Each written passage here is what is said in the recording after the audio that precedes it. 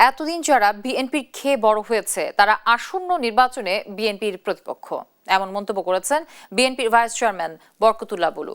বলেন, জামায়াত বিভিন্ন প্রতিষ্ঠান থেকে আর্থিক সুবিধা নিয়ে তা নির্বাচনে খরচ করছে। রোববার দুপুরে রাজধানীর নয়াপল্টনে ভাসানী মিলনায়তনে বিএনপি প্রয়াত চেয়ারপারসন খালেদা জিয়ার আত্মার মাগফিরাত কামনায় দোয়া ও গণভোজের আয়োজন করে জিয়া মঞ্চ। অনুষ্ঠানে বরকতুল্লাহ বুলু বলেন, ভোটের মাঠে আওয়ামী লীগকে চেনা গেলেও জামায়াতকে চেনা যাচ্ছে না। জামায়াত ৭১কে বাদ দিতে চায়, ৭১ ছাড়া বাংলাদেশ হবে না উল্লেখ করে তিনি বলেন, ঐক্য ধরে রাখার বিকল্প নেই। স্মরণ সভায় বিএনপি চেয়ারপারসনের উপদেষ্টা আব্দুস সালাম বলেন, দেশ এখনো সংকটের মধ্যে দিয়ে যাচ্ছে। বেগম খালেদা জিয়া নাই, তিনি তারেক রহমানকে রেখে গেছেন। আগামী দিনে তারেক রহমানকে যাতে আমরা রাষ্ট্র ক্ষমতায় নিয়ে আসতে পারি, তাহলে এই দেশে গণতন্ত্রটা আবার আমরা ফিরে পাবো।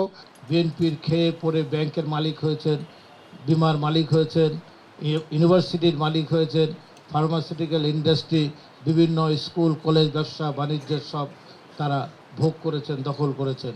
আজকে তারা আমাদের প্রতিপক্ষ নয়, শুধু তারা বলেন যে সরকারের টাকা শেষ হয়ে যেতে পারে, কিন্তু আমাদের টাকা শেষ হবে না।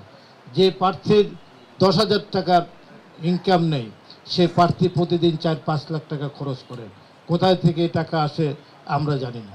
অতএব তাদের এই প্রতিপক্ষকে হালকাভাবে নেওয়ার কোনো সুযোগ নেই।